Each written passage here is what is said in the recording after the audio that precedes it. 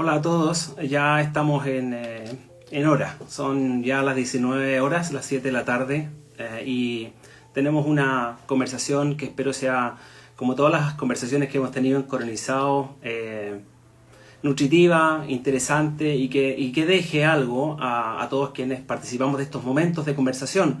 Hoy día vamos a hablar de diseño, una temática que cobra cada vez más relevancia, así que a Gonzalo Castillo y ya se está conectando, así que vamos a empezar prontamente a conversar con él.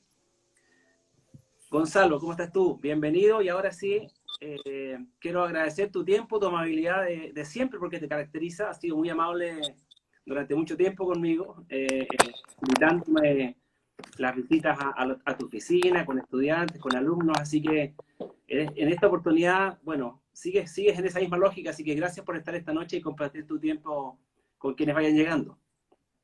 Don Francisco, ¿Qué tal? un placer. Gracias, Aquí me Gonzalo. ven aquí me ven en mi oficina. Home office. Home office is not office, como dice un amigo mío. Pero aquí ¿Será estamos. tan, será tan así que ya no es, o se está transformando en algo de a poquito, te has venido adaptando a esa realidad, Gonzalo? Eh, Como todo el mundo, no podría. eh, Hay un retorno, ¿no? ¿Puedo ser yo? No, Ah, te escucha no, bien. no, no podría decir que mi experiencia ha sido muy distinta a la de muchos. Tal vez ha sido más fácil, más simple adaptarme por, por tres razones, porque tengo como, en términos como de conectividad y de Exacto. equipamiento, etcétera. Dos, porque el trabajo que hago eh, me permite asistir a las reuniones que tengo que asistir, colaborar con el equipo, etcétera, y porque además mis hijos están grandes. Entonces, mi hija más chica tiene 15 años, por lo tanto me dejan trabajar tranquilo acá, y los mayores ya no están acá. Entonces, reconozco que estas condiciones para mí han sido bastante más simples en términos de la dinámica de trabajo y eso, de la adaptación. No en términos de cómo hemos tenido que enfrentar eh, la incertidumbre del flujo de trabajo. Eso ya es más complicado. Correcto. Eso sí. Gonzalo, tú tienes una dilatada trayectoria en el mundo del diseño, has recibido mucho reconocimiento, has estado trabajando con diferentes tipos de compañías, organizaciones, has liderado iniciativas respecto del diseño en Chile. Eh, quiero partir con esto, preguntándote, porque esa trayectoria tiene con un trayecto, una línea de tiempo. Mm, El mm. Gonzalo García que comenzaba a estudiar diseño, qué tanto ve qué es lo que añora de ese momento del estudiante de diseño versus el presente respecto a la misma disciplina? Porque claro, uno dice, por ahí todo tiempo pasado fue mejor. ¿Algo habrá tenido de muy bueno cuando tú comenzabas, así como muy novato en estas líneas del diseño? ¿Que recuerdes? Eh, sí, recuerdo todo. Tengo buena memoria. ¿Cómo fue, como si fue ayer? Sí, claro, porque lo tengo muy atesorado, porque tengo mucho cariño por toda esa etapa. eh, pero como decían en Lelutier, todo tiempo pasado fue anterior, nada más. Solo espacio para la nostalgia, que tampoco me parece dañina. Eh, Creo que es más fácil caricaturizar esos años que darles mucho más valor, en fin, porque, porque yo estudié sin computador y eso parece ser muy heroico y muy épico y no le encuentro ninguna gracia, ¿no? Sí, Eh, lo que sí, uno rescata cosas que en todo momento uno podría considerar que preferiría no perder. Hay por cosas que ejemplo, preferiría no perder. ¿qué cosa, Gonzalo, Bueno, no pudiste perder? lo que siempre le digo a mis alumnos es que el trabajo de observación se hace mejor con un lápiz. ¿Ah? Yo empecé a usar computadores el año 88, por ahí, ¿no? Um, pero nunca lo he dejado, no porque sea un viejo maniático, o por alguna razón muy nostálgica, sino porque si hay algo que no puede competir con la observación a través del lápiz, ¿ah? Sí. Digo que es la computación o son los medios. Ahora, yo prácticamente trabajo desde que me inicié en la vida profesional con computadores, digamos, ¿no? Pero aquí están mis libretas, digamos, ¿verdad? Estoy rodeado en esta cuarentena de 4 meses, ya me he echado como 3 libretas de croquis y de dibujos con los que voy pensando, mirando. Entonces, básicamente dibujar es una manera de observar, no una manera no es una habilidad motriz, es una habilidad, yo diría, de observación. Entonces, eso, por ejemplo, yo creo que lo llegué a dominar bastante bien en algún momento porque tenía profesores que eran muy intensivos en eso. Y creo que cuando uno diseña y se expone al dilema del papel en blanco, al drama del papel en blanco, tomar un lápiz y conectarse con ese espacio en que la intuición y la razón se conectan, creo que es más productivo que conectarse a una pantalla de un computador, donde lo que más probablemente va a aflorar va a ser algún tipo de funcionalidad, aplicación o recurso. Bien. Entonces, yo siempre veo que uno tiende como a facilitar sus procesos de diseño, echando un poquito mano a lo que el software de turno me está prestando. Sí. ¿Ah? Sí. Y me alejo del concepto, inmediatamente me alejo del concepto. Entonces yo creo que eso es bueno, tenerlo siempre, al menos como una conversación, sin imponerle a nadie, porque no se trata de serse un dibujante, no, para nada. Gonzalo, cuando tú entrabas en esto del diseño, ¿tenía en aquel momento el diseño lo que hoy día cobró respecto de una relación tan estratégica en la gestión de las compañías? Me da la impresión que el diseño era visto como un elemento, una disciplina que cumplía una función, desde la función fundamentalmente, pero que con el tiempo fue recargándose de una serie de exigencias que le plantearon por ahí desde el diseño, desde el concepto, pasar a un apoyo estratégico en las compañías, si no en todas, en algunas que lo han comprendido muy bien. Ese salto de la funcionalidad a lo estratégico, ¿cómo lo fuiste llevando y qué significó para ti irse adentrando en materias que probablemente, o conceptos que en un pregrado o en unos primeros años de estudio no estaban tan presentes probablemente? Claro, la aproximación al diseño, desde su origen, es desde las artes aplicadas, ¿no? La idea fundacional del diseño hace más de 100 años fue un poco en torno a darle una especie de dimensión funcional a la habilidad artística. Y está muy bien, ¿no? Sí. Lo que ocurrió ahí es que, en el caso chileno, yo lo tengo esto aquí, Sí, correcto. en este librillo. Hago una pequeña pasada por eso para tratar de explicarme qué pasó en Chile y en mi contexto de experiencia personal, digamos, para no teorizar sobre el movimiento global del diseño, no es eso. Yo creo que en Chile lo que ocurrió cuando yo terminaba la universidad y me enfrentaba a este espacio del mundo profesional, yo descubrí que había 2 o 3 oportunidades para darle, digamos, conducción a mi desarrollo profesional. Uno era la agencia de publicidad, las imprentas en general, con algún departamento de diseño, y también alguna fábrica, ¿no? De muebles, mobiliario. Pero en esos años se empezó a posicionar la idea del estudio de diseño independiente del departamento de arte de la agencia de publicidad. La agencia de publicidad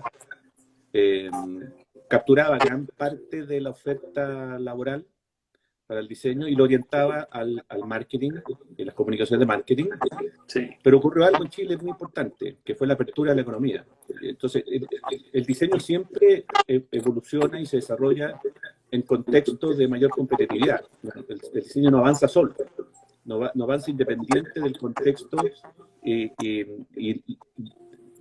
la economía en la que habita, en la industria en la que habita. Gibbons siempre decía, el diseño habita en la industria, ¿eh? El diseño no opera fuera de ella. Y yo creo que lo que ocurre además de eso es que opera en una industria y en un modelo económico que abre o no oportunidades para considerar al diseño como una variable más estratégica que simplemente un recurso cosmético o de determinaciones de acabado final o producto. Y en esos años, las viñas chilenas empezaron a competir muy fuerte afuera, se abrieron las fronteras y entró una capacidad de acceso a marcas, a productos y servicios que exigió a la industria chilena y al mercado chileno a buscar oportunidades para ser más competitivos. Y ahí apareció el diseño, y es lo que nosotros intentamos hacer desde el primer momento, ir a la conversación estratégica de las compañías, y para eso tuvimos que reinventar de nuevo nuestra propia formación. Exacto. Es decir, Correcto. empezar a formarnos de nuevo. Y creo que fue muy interesante. Fuimos creciendo junto con muchas empresas que estaban con el firme propósito, primero, de sobrevivir, y después entender dónde estaban sus variables de competitividad, ¿no? Por dónde podían venir esas variables. Y de ahí poco a poco apareció el diseño. Y como bien tú dices, el diseño contó con, a lo mejor intuitivamente, con la mirada de ciertos empresarios, ciertos industriales que detectaron, intuyeron que el diseño era una buena herramienta. Y yo tuve oportunidad de conocer a algunos empresarios que tenían más claro lo que podíamos hacer nosotros por ellos, Mira, que lo que yo mismo tenía. mira, Así que, espectacular. Ahora, en eso de un diseñador orientado como dices tú, a la relación, a la función, en el fondo, o a esto más concreto, práctico, y pasar a ser un emprendedor y luego un empresario. Tuviste que incorporar también ahí algunas competencias de gestión, de management, de entender probablemente ahora no solo la problemática de producto, de comunicación, sino que la problemática de negocio de tus clientes. ¿Te fue fácil también esa incorporar ese management, esa mirada empresarial? no, Porque además la responsabilidad de tener una oficina, gente a cargo, ya no solo, y alejarse tal vez del lápiz y entrar en otras dinámicas. bueno, tú describes una escena bastante cercana a la realidad, digamos, porque hay varios dilemas, varios debates. Está el debate de empresariarse, digámoslo así, como entender el propósito de aquello también, ¿no? ¿Para qué y por qué empresariarse? Sí. Luego está el con quién. Yo no habría podido solo jamás. Bien. Y yo entendía en ese sentido muy tempranamente que el mundo iba a ir más bien por la colaboración y por la asociatividad, y sigo creyendo muy firmemente en eso. Y respecto a mi propia como adaptación al mundo empresarial, hay cosas que me gustaron más que otras, y otras que tuve que aprender, digamos, ¿no? Pero es como cuando uno dice, mira, a mí no me gusta mucho hacer esto, pero el objetivo, la meta que me he puesto, hace que intentarlo sea menos tormentoso, digamos. No me gusta la planilla Excel y el flujo de caja, ¿no? Pero tampoco me las puedo dar de artista cuando hay tantas responsabilidades y digo, no, darme de artista como para, en un sentido de desatender lo práctico, ¿no? Y entonces no he parado de aprender hasta el día de hoy. O sea, en esta situación, en esta coyuntura que estamos, estos últimos 4 meses, todo lo que planificamos desde el punto de vista estratégico y del punto de vista táctico, desde el punto de vista de la planificación, se desmoronó como para todo el mundo, y nunca había sido tan clara esta idea de que la planificación estratégica es lo primero que vamos a dejar después de esto, ¿no? Como herramienta, incluso en las empresas, no más planificación estratégica, ¿no? Que sí, me he adaptado con algunos sacrificios, pero no he dejado de diseñar nunca. El músculo del diseño se atrofia. Se atrofia. Yo creo que, como todo, todas las prácticas, uno no se lo olvida, pero ya el desempeño no es el mismo, y entonces yo me mantengo muy activo en el diseño,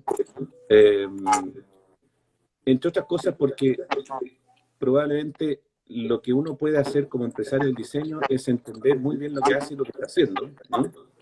Sí. Y esto es una consultora en diseño, y por lo tanto, si yo no estoy ahí, no tenía justificación que esté.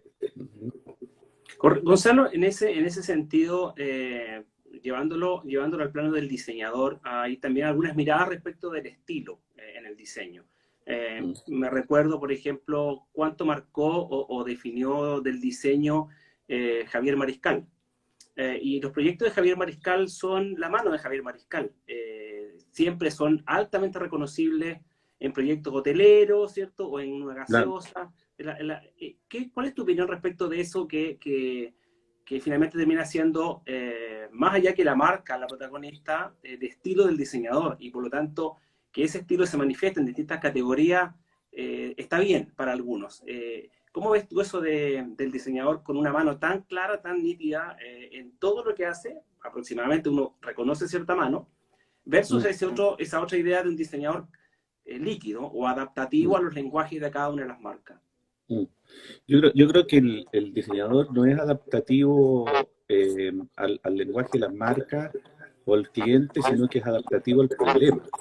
Bien. Yo no creo un diseño sin problemas y si el problema es que yo necesito configurar una identidad, transmitir un mensaje que esté asociado al diseño de autor, yo contrato a Mariscal, porque encuentro extraordinario, todo lo demás. Pero el principio detrás de esto es que la mano del diseñador no puede estar por sobre la problemática o por sobre las necesidades o requerimientos de un cliente o de un usuario. As less design as possible, como habrá escuchado a Dieter Rams, digamos, como en una mirada que tiene más vigencia que nunca hoy día, en términos de que el diseño que es inclusivo, el diseño que es ecológico y que es respetuoso del medio ambiente, el diseño que tiene que centrar todos sus recursos en resolver un problema y no sobre diseñar, etcétera, son principios que yo hoy día siento más vigentes que nunca. Y claro, no creo en el estilo personal de un diseñador como parte al menos de mi... No es que no crea, no lo considero dentro de mi modelo de propuesta de valor de consultor de diseño. Por lo tanto, los resultados del proceso, que además es colaborativo, no podría tener bajo ninguna mirada personal mía, ninguna posibilidad de imponer, lo que no significa que el diseño que hacemos sea difuso en el sentido, uno podría notar algo, pero yo creo que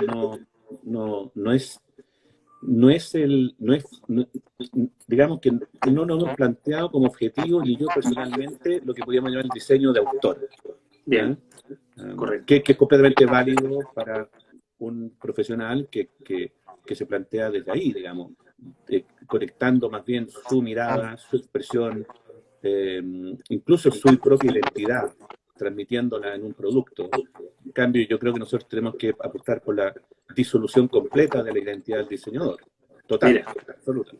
Perfecto. Gonzalo, en el tiempo que transitaste de esa realidad del diseño chileno, más fragilizada probablemente o más restringida o acotada a ciertas categorías, cuando este país se abre económicamente, ¿te recuerdas tú cuáles fueron esas marcas o categorías de negocio a las cuales tuvieron que entrar y hacer un aporte? Digo yo, por ejemplo, a mí se me viene a la mente la industria del vino, pero no sé si la industria del vino fue en aquel momento parte de esos tipos de negocios que fueron ustedes capturando o llegando ahí.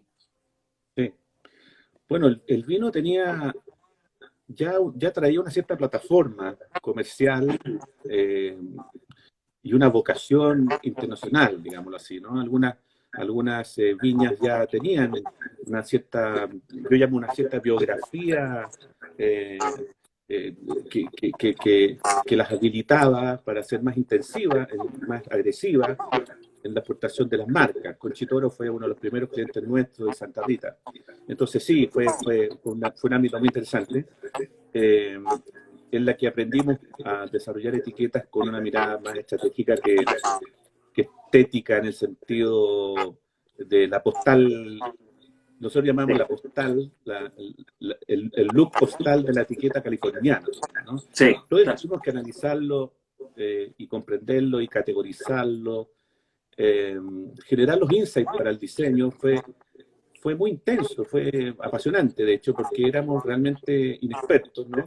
Bien. Pero también hubo otros temas como la llegada del modelo de la banca personal de Citibank o algunos bancos que fueron transformando el modelo tradicional de la sucursal eh, ostentosa, eh, clásica y de apariencia intimidante, de Sí, mármol correcto. y de triples alturas.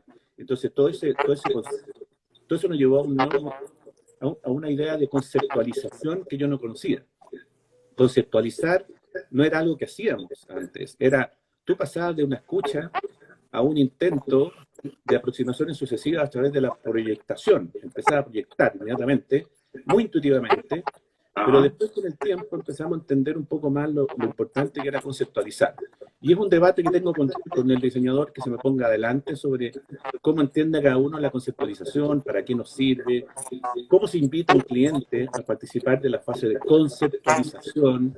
Eso es Sí. muy entretenido porque también es un aprendizaje que nos permite algo que era nuevo también, que era cómo se conversa con el cliente. Wow. ¿Ah?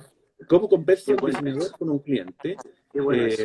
Aparte de la timidez natural que teníamos como diseñadores, llegamos con la timidez natural y un poco esa misma timidez te hace hablar un poco en difícil y hablamos de las formas icónicas, gestálticas y terminología que el cliente no entiende. ¿Ah? Entonces, yo siempre he dicho que eso delataba más bien nuestra inseguridad, ¿no? Pero era un Eh, mecanismo de defensa finalmente, ¿no? Hablar en difícil Totalmente. para Totalmente. Mi socio, que validar, quiero qué sé yo. mucho, hablaba de los hitos urbanos y los clientes decían, perdón, ¿qué? Entonces como que había que sorprenderlos, digamos, un poco ahí Sí, claro. y darnos cierta reputación así como construida con palitos, así, ¿no? Entonces, Wow. sí, después están las privatizaciones, también generaron mucha demanda yo diría de miradas bien integradoras del tema del diseño, la arquitectura, las comunicaciones, que eso fue algo que marcó nuestro inicio también. ¿Mm?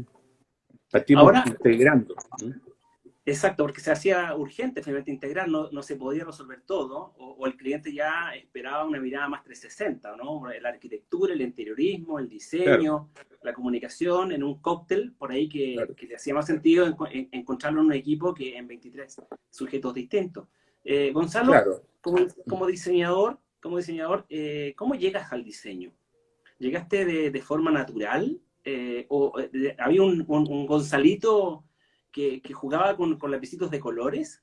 Sí. ¿O esto fue consecuencia de otra cosa?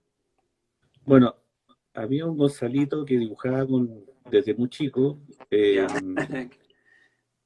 pero yo te voy a decir una cosa anecdótica que puede ser entretenido, que yo me di cuenta muchos años después de que ese Gonzalito existía y que lo que hacía en el fondo era diseñar.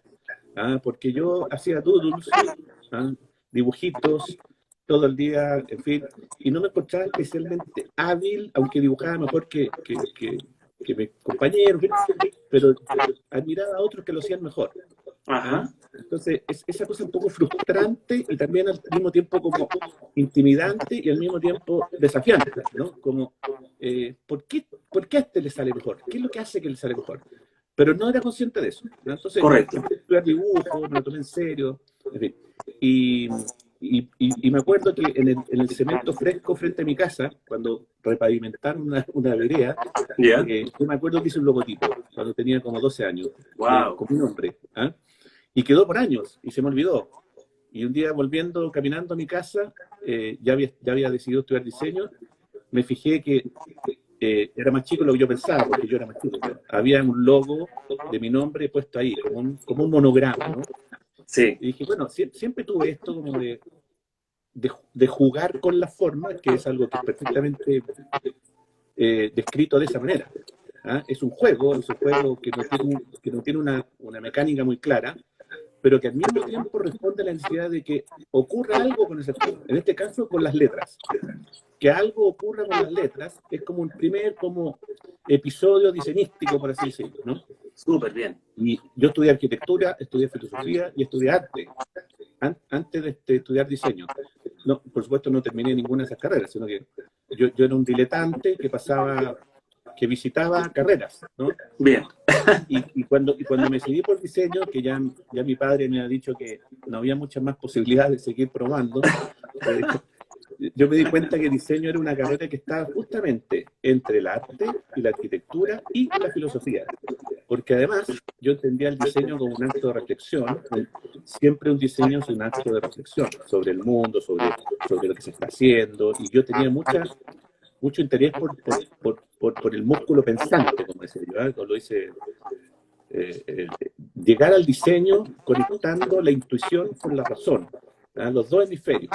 Y hoy día eso yo lo llamo la experiencia intuitiva del diseñador, que además es una categoría que existe. Este concepto existe, la experiencia intuitiva.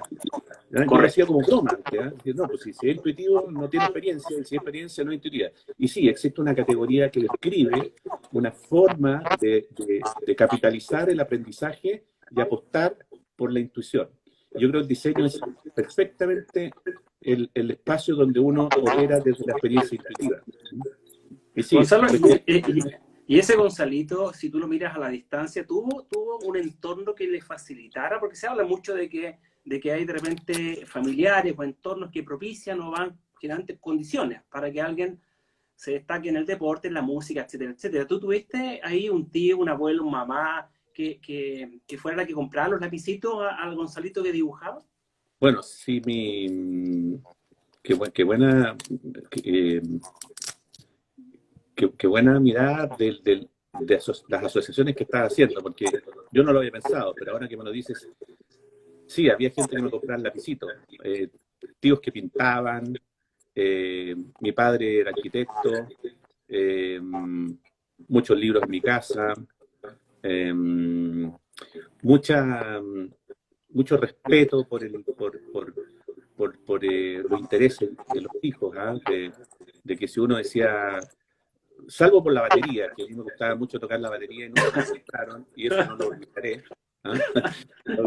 Eh, por razones obvias, me imagino, por mantener cierta paz al interior de la casa. Pero sí, tuve, no te decir que me empujaron mucho, pero te decir que sí se daban ciertas condiciones para apreciar el mundo, ponte tú, de las artes visuales, que Sí. es donde uno, es como la primera aproximación que tiene uno eh, a esta manera de representar el mundo que a uno le llama o no le llama la atención. ¿Ah?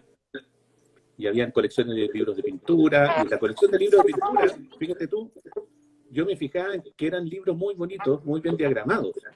¿Ah? Entonces observaba mucho eso. Y luego mi padre compró unos discos de una casa de discos, de una productora de discos, un sello musical, eh, que, que editaba y publicaba los discos de la nueva canción chilena, la nueva canción. Mira, ¿Ah? ya. Entonces yo miraba estos discos que eran maravillosamente diagramados, con unas portadas increíbles, y miraba en la contratapa que decía Bicho Mastonio Larrea, Bicho Mastonio Larrea, todas las carátulas. Entonces Wow, dije, ¿qué pero es eso? Mira, ¿qué es esto de Bicho Mastonio? Y digo, o sea que hay alguien que hace esto, que diseña las letras y todo esto. Yo tenía 10 años, 11 años. Imaginarás mi emoción cuando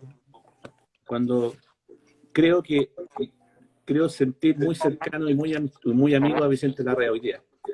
El día que lo conocí, imagínate la media lata que le di contándole me imagino. todo lo que sentía, y por eso este libro está dedicado a él, a Vicente Larrea, que fue Me- la primera vez que yo tuve la noción de que existía un cierto oficio.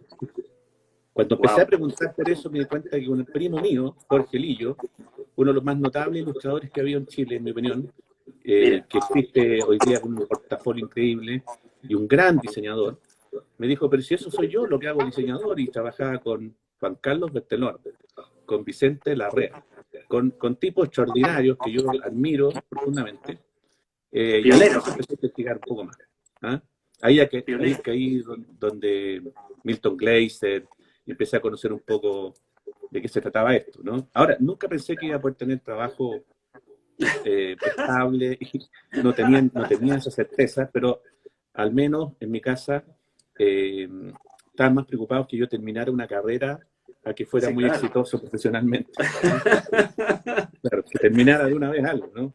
Oye, Gonzalo, pero ese mito todavía sigue estando, lamentablemente, en muchas familias. Y los chicos a diestra y siniestra sacan adelante sus talentos y se inclinan por diseño.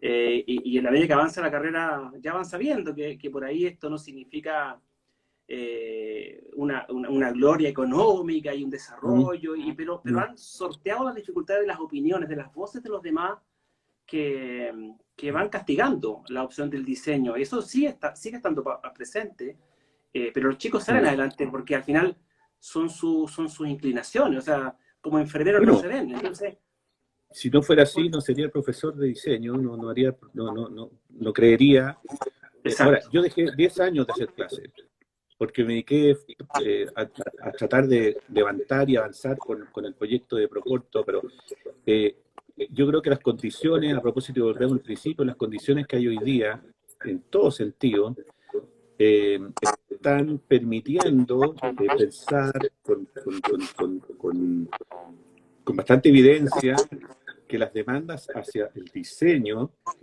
van a ser distintas en los próximos años, incluso a lo que han sido hasta ahora, eh, por la coyuntura y también por la evolución que están teniendo en el mundo las propuestas de valor de las organizaciones en general, porque si tú te das cuenta, ¿dónde están las empresas que son más rentables hoy día en el mundo? En Standard Poor's, que este indicador de las empresas que cotizan en la bolsa en Estados Unidos, las más rentables son las que tienen mejor experiencia de servicio o de producto.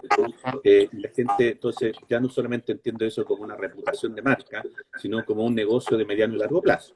Porque lo que Correcto. vemos es que los grandes actores hoy día, los grandes actores en el mundo, son empresas que, a diferencia de las que existían hace 10 años atrás, son empresas de experiencia, son empresas de servicio, son empresas muy intensivas en diseño, todas, todas. Eso no era el caso antes de Exxon Valdez, que era la compañía más grande del mundo, o, Correcto. o GE, General Electric, Sí. empresas extractivas, productivas desde el punto de vista de la extracción de materias primas, etc. Ninguna de esas están entre las 10 más grandes, ya todo el mundo lo sabe, ya desaparecieron del ranking de las top 10, digamos, ¿no? Entonces hay Correcto. un tema ahí, y el otro día leía que los oficios, las profesiones más demandadas después del desastre sanitario en el mundo, entre los tres primeros está el diseño. Porque nunca como antes, en la urgencia, se vio la necesidad de reformular los modelos de negocio, digitalizándolos a través de un gran, intensivo aporte de diseño. Replantearse todos los modelos logísticos. ¿Ah? ¿Cómo llego yo ahora, cuando mi negocio siempre ha sido presencial? ¿Cómo llego ahora con estos productos? ¿Cómo convierto esto en una marca?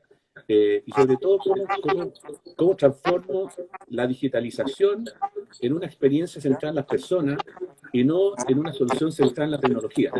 Eso lo dijo Perfecto. Steve Jobs hace 15 años. Pero hoy día te lo dice un industrial, te lo dice un empresario. Yo no quiero que mi proceso de digitalización esté centrado en la tecnología, quiero que esté centrado en la experiencia del cliente, y yo para eso necesito diseño de servicio, o necesito diseño centrado en la experiencia del usuario, en interacciones humanas, digamos, ¿no? Entonces, yo creo que hay un fenómeno muy interesante ahí. Ahora, Así que Gonzalo, sí, creo que...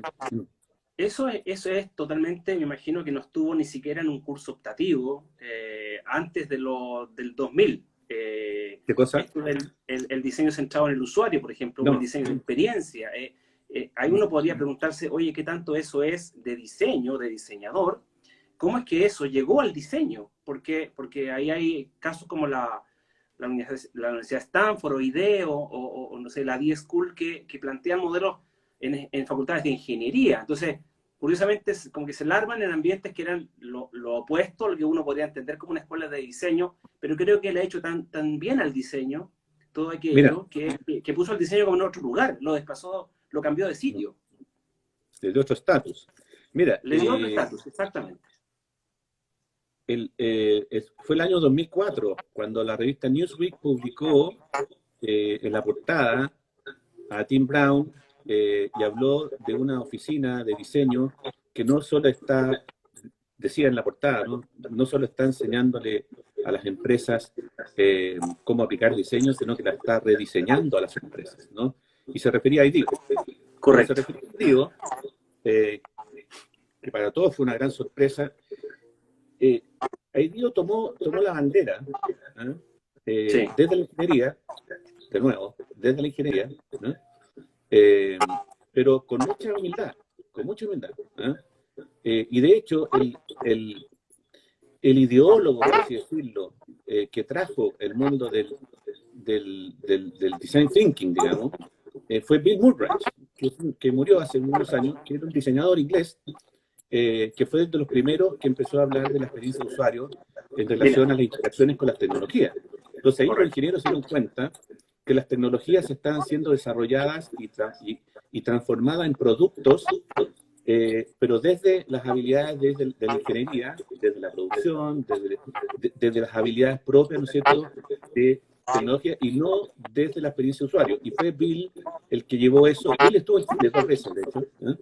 Y él nos invitó a IDEO, un grupo grande de empresas de diseño hace algunos años, y conocimos por dentro esa organización. Yo creo que en la historia del diseño IDEO tiene un puesto muy ganado, además gente muy generosa, que también marcó una diferencia entre el viejo estudio de diseño al que uno iba en Europa y que tenías que pedir permiso durante 3 días para que te dejen entrar.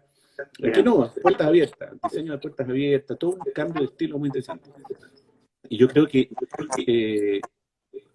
tampoco es del todo disruptiva la mirada, porque cuando tú piensas en lo que es un arquitecto, el arquitecto hace design thinking.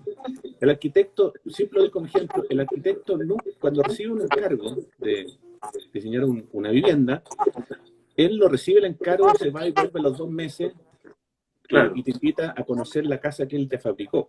Sí. El arquitecto lo que hace es hacer un proceso de inmersión y de profundo conocimiento del que habitará esa casa. Exacto. Y no solamente de quién es, cómo es su familia, si es casado, si es separado, si tiene que tiene hijos que vienen un fin de semana, o que tal vez hay uno que está muy grande y está a punto de irse. Toda esa conexión se llama empatía. Sí, exactamente. Se centra en el usuario. La arquitectura siempre ha sido acerca del usuario. En cambio, el diseño había perdido un poco de vista el usuario. ¿Ah? Se había impuesto el diseñador por sobre el usuario. Entonces, y en arquitectura pasa en algunos casos también, digamos. Casas que son extraordinariamente estéticas y documentadas en todas las revistas y son inhabitables, ¿no? Exacto. Sí. Pero el arquitecto tiene como oficio y como metodología empatizar, y luego tiene una aproximación hacia el prototipado, porque él te hace un boceto, te hace una maqueta, te hace representaciones, no te construye la casa, sino que se arma de recursos de distinto tipo para poder ir conduciendo la conversación y generando evidencias de que el trabajo que está haciendo va avanzando, y por lo tanto genera yo llamo estas unidades que tienen un entorno que permite conversar sobre ellas, aisladas del proceso, que se llaman los prototipos. Entonces, el diseño toma la ingeniería para llevar esto a metodología. Correcto. Ahora, toma de la arquitectura, toma del arte. Yo creo que el diseño en ese sentido se ha puesto al día, nada más, se ha puesto al día en la enorme vastedad. O sea, todo. Mira, hay una definición de diseño que es muy buena de la curadora de diseño del MoMA, que dice: el diseño es lo que le da funcionalidad a las ocurrencias humanas. O sea, todas las ocurrencias que entran en funcionalidad entran a través del diseño. Entonces, ¿cuál es el ámbito del diseño? Todo el entorno físico y virtual. Correcto. Entonces, ¿qué hace un diseñador? Digamos, ¿dónde más bien? ¿Dónde quieres ponerlo? ¿Dónde? ¿En qué espacio? ¿En qué industria? El 60% de las industrias del mundo que generan valor hoy día son industrias de servicio. Eso es algo nuevo, que hace 30 años no existía. Exacto. Gonzalo, en eso hay entonces una oportunidad que las generaciones presentes, ¿o no? Incluso tu oficina debieran estar aprovechando, porque el design thinking, qué sé yo, innovación, UX, son conceptos que ya están en el pregrado, en la ingeniería comercial, en las civiles. Esos conceptos ya los chicos que van a ir desarrollando empresas a futuro, van a ser ejecutivos de compañía, ya lo están entendiendo, lo están comprendiendo, y por lo tanto para ellos, el diseñador, por lo tanto, es inevitable dentro de los equipos que vayan conformando. A diferencia tal vez de años atrás, donde, no sé, el diseño estaba en algún momento, tendría que requerir de él, pero ahora es como un sistema solar donde el sol, el diseño está presente siempre, una enorme oportunidad entonces. Claro, ahora los chicos no vienen con esa con ese mapa, ese ecosistema, que dices tú, ese ecosistema mapeado, ¿ah? Incluso de segundo o tercer año, como en el pregrado, los primeros años, la formación apunta más bien a que ellos den los primeros pasos en una formación complicada, compleja, que debe, sobre todo el alumno de ellos, creo, despojarse de una cantidad de visiones estereotipadas del diseño, incluso de la propia seguridad en sí mismo, etcétera, etcétera. Sí. Pero poco a poco van entendiendo. Por ejemplo, yo hago un taller que es de diseño gráfico, pero en el fondo es de diseño de servicio. Usamos el diseño gráfico como una herramienta del diseño de servicio, porque el diseño de servicio, que apunta a la experiencia que generan los servicios en las personas, se despliega sobre 4 factores: las comunicaciones, las personas, las tecnologías y los espacios y la infraestructura. En todos ellos el diseño tiene algo que ver. Entonces tú dices, ¿en qué parte del diseño lo voy a poner hoy día? ¿Lo voy a poner en las comunicaciones? Ok, entonces vamos a diseñar, por ejemplo, un empaque para un segmento de pequeños productores, pero el envase va a cumplir una función contenedora, una función comunicadora y una función de servicio. Entonces dice, ¿pero cuándo el envase tenía una función de servicio? Siempre. Pero nómbrame un envase que tenga como función fundamental un servicio. El hilo dental. El hilo dental no existiría si no ofreciera el servicio que ofrece. Te pasaría un rollito de hilo. Pero entonces te das cuenta que está lleno de componentes del diseño que no son ni logísticos ni de comunicación y marketing, sino que son de servicio, de experiencia de servicio. ¿Cómo lo hago? ¿Cómo lo guardo? En fin, entonces el diseño entra ahí al mismo problema de siempre, pero con un recurso y con un enfoque distinto. ¿Ah? Exactamente. Ahora, eso puede ser uno. Lo otro es el diseño de servicios, por ejemplo, pensando en la coyuntura, desarrollamos con los alumnos una solución sin un nombre, hasta que ellas detectaran el problema. Esto ahí viene el problem detection famoso. No le entregamos los problemas, tienen que ir a buscarlos, ¿eh? Ya cuando están en tercero, ¿no? Entonces los problemas detectados para la comunidad migrante eran varios. Y se podían resolver desde el punto de vista del diseño. ¿Qué puede hacer uno por la comunidad anciana, que tiene en pandemia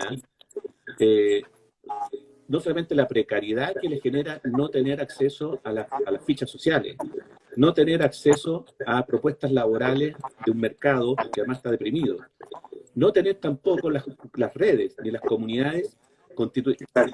Ahí emergieron oportunidades para el diseño de servicios y se generaron 7, 8 proyectos diseñados por alumnos de cuarto año, de primer semestre de cuarto año, y que debido al contexto de pandemia lo desarrollamos en un formato digital y por lo tanto eran apps para generar comunidades donde la oferta y la demanda laboral para migrantes se conectaba ahí. Apps para entregarle información, y estamos hablando de modernización del Estado, lo que hace el Laboratorio Gobierno. El Laboratorio Gobierno hace diseño como eje prácticamente de todas sus funciones en la innovación pública. En fin, entonces, tú ves que diseño es planificar la manera en que yo resuelvo los problemas que tiene alguien, ¿cierto? A través de objetos, comunicación o modelos de servicios. Por eso sabemos que diseñar un servicio es planificar la manera de ayudar a otro a resolver algo. todo lo que caiga en esa definición es un servicio. Diseñar es planificar la manera de ayudar a otros a resolver algo. En el Eso, transporte, en la educación, en el mundo de transversal. la salud, en el mundo de la educación, del retail, de todo. Ahora, eso no sigue reforzando la idea, entonces, según lo que tú comentas, y lo comparto, ¿no? De un diseñador con una capacidad de intelectualizar hasta el más mínimo objeto.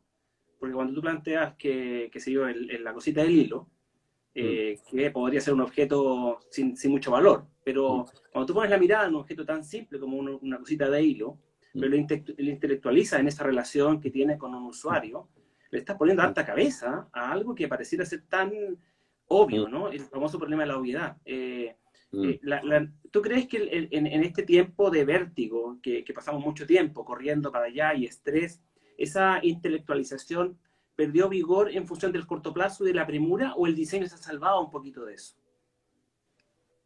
Mira, yo tenía un dicho antes, que me salvó mucho. Decía, yo te ofrezco tres cosas. Economía, así como un cliente, así como economía, calidad, rapidez. Economía, calidad, rapidez. Toma solamente dos. No puedes tomar las tres. Porque tengo economía, calidad y rapidez. Si tú quieres rapidez y calidad, vas a perder la economía. Te va a salir caro. Que sea rápido y de alto nivel, va a ser caro. Si tú quieres que sea muy económico y de alta calidad, entonces la rapidez no va a ser lo tuyo. Hoy día, nadie te acepta eso. Hoy día yo le digo, te ofrezco economía, calidad y rapidez, las tres cosas. No te puedo ofrecer ya dos de esas. Correcto. Porque el mundo, en ese sentido, desde el punto de vista competitivo, desde el punto de vista de las urgencias a las que se exponen las empresas y las organizaciones, no lo permite. Y por eso el Design Thinking aborda también las tres variables. Correcto. Porque te permite equivocarte rápido y barato, en forma ágil. Te permite conceptualizar, o sea, es mejor destinarle un mes a la conceptualización y 15 días, porque conceptualizar es diseñar, que es algo que la gente a veces no entiende. Diseñar no es proyectar, eso es una fase. Entonces, estaba muy apurado, ya empecé a diseñar. No, pero ¿dónde están los dibujos? No, espérate. Yo estoy diseñando. Estoy en una fase previa al proyectarlo. Pero si tú no cumples con ese procedimiento que garantiza la viabilidad de la idea que tú te estás exponiendo al famoso dicho, la prisa pasa, la mierda queda. Entonces, cuidado ahí, ¿no? Y como decía mi socio, no puedes meter a 9 personas a trabajar para hacerlo más rápido. ¿Por qué le decía a mi cliente? ¿Ya? Porque de hecho 9 mujeres no pueden tener una guagua en un mes. No, necesitan los 9 meses igual. Entonces, hay cosas que tienen que madurar. Ahora, yo entiendo que tenemos que llegar con propuestas. Y lo que nosotros demorábamos antes 6 meses, ahora hay que hacerlo en 4 o 3, igual de bien. Sí. Igual de bien. Entonces, tenemos que optimizar nuestros procesos. No borrarlos, no acortarlos. Optimizarlos. Ahora, normalmente los clientes terminan siendo superados ellos mismos por el timing que ellos se dan. Si a mí me dicen, necesito hacerlo en 3 semanas, yo digo, lo hago en 3 semanas, pero tú no lo vas a probar en 3 semanas. Eso es lo que pasa, no vas a poder hacerlo. Entonces, mejor setear la expectativa siempre. Ir de frente, ¿no? Con confianza y yo diría con franqueza. Ahora, cuando hablas de confianza, franqueza, y me indicas de 6 meses a 4 o incluso menos los proyectos, ¿qué tan importante, Gonzalo, porque vuelvo a lo que comentabas hace un rato atrás de los equipos, qué tan importante es tener unos partners, unos colaboradores, unos compañeros de trabajo que también tengan estas mismas habilidades y esta misma mirada? ¿Cuánto ayuda finalmente que los proyectos vayan adelante cuando los equipos humanos se alinean en función de un propósito? ¿Cómo ha sido tu experiencia con tus compañeros de trabajo, con tus socios en ese sentido? Es muy difícil que un equipo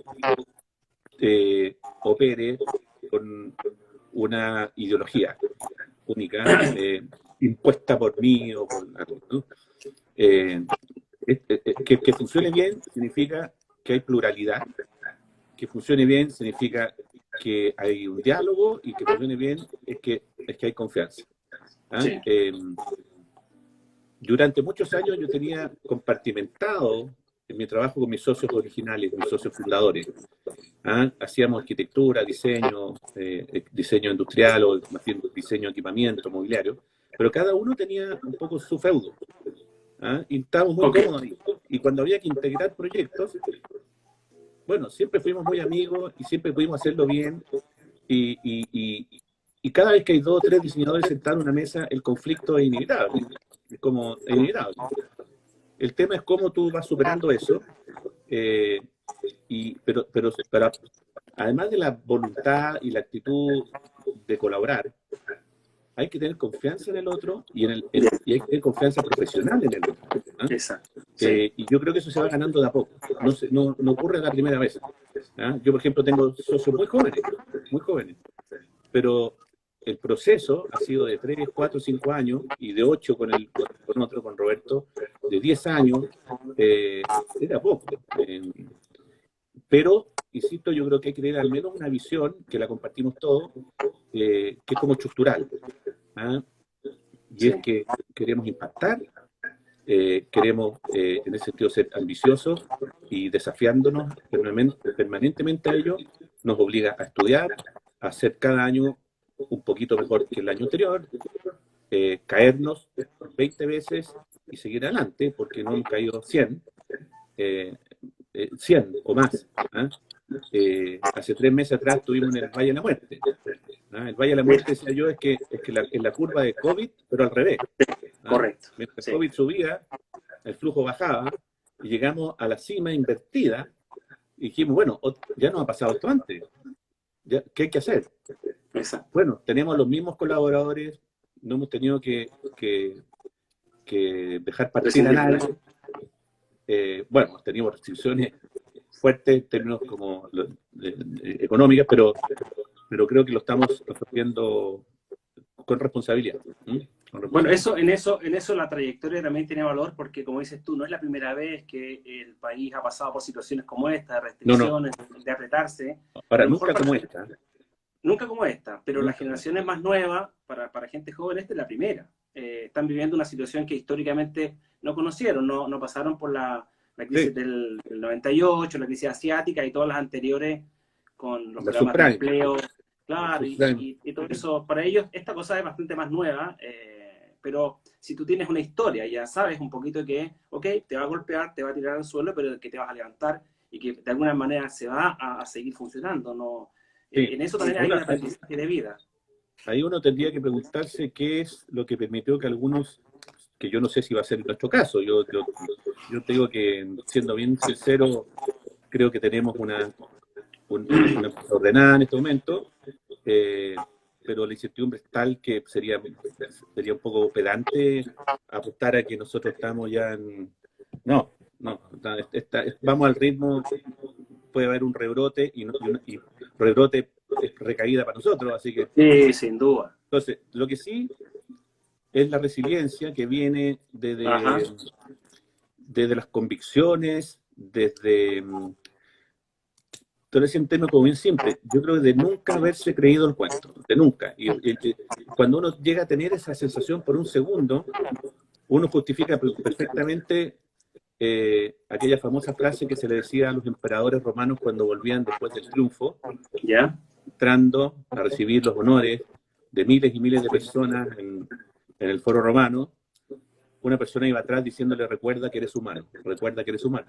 Wow. Es muy sabio eso, muy sabio, ¿no? Porque, claro, cuando uno siente que ha tenido algunas conquistas, hay que evitar la vanidad, siempre, desde el primer atisbo, no creer nunca que uno ya lo tiene resuelto todo, porque además sería muy aburrido. Afortunadamente la economía chilena nos recuerda cada tanto que esto no nos va a aburrir nunca, porque es imposible echarse para atrás. Entonces, pero yo creo que lo que estamos viendo hoy, cuando el año pasado yo le decía a todo el mundo, y todo el mundo concuerda lo mismo, estar vivos hoy. ¿Ah? Yo tengo hijos de 33 y hija de 15. En todo ese rango tengo, 15, 17, 30, 33. Los dos mayores son de una generación muy distinta a los dos menores. Y tú dices, bueno, pero es infinitamente distinta.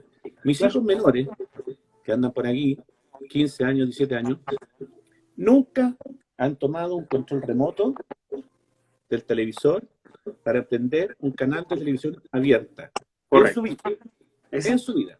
Exacto. Ahora, uno podría hacerle un doble clic a eso y empezar a entender un montón de comportamientos que para los chicos jóvenes les hace mucho sentido. Digamos. Pero estos chicos más chicos probablemente están viviendo una etapa que yo